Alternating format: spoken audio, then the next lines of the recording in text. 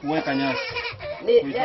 Aya ni atumia amwe na Kajiado makiamukira mathomo ma kuiga nyeki nigetha makahota kuheaga mahiũ mao hindi ĩrĩa kũrĩ na ng'aragu.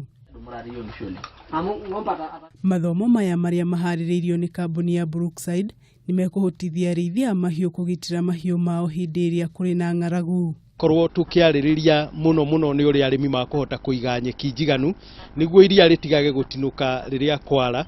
Atumia arĩa marutaga ũboco wa ũrĩmi-inĩ wa iria ni moritio meyandĩkithie ikundi-inĩ nigetha magunĩke makĩria.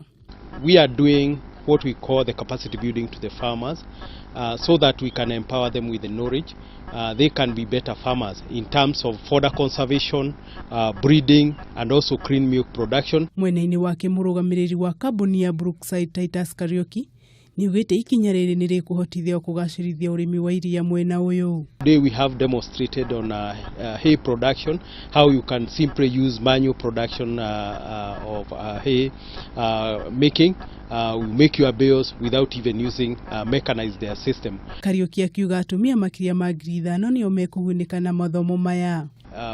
By monthly, about 50 farmers from the catchment, and they undergo a training for half day, which now they can go back to do their chores back at home. Atumia arĩa mamũkĩrire mathomo maya ni makeneire ũndũ ũyũ makiuga nĩ ũgũkorwo ũrĩ wa kĩguni kĩnene. Ngĩribotera Kameme TV, Zita Wanjikũ wa Wanjikũ.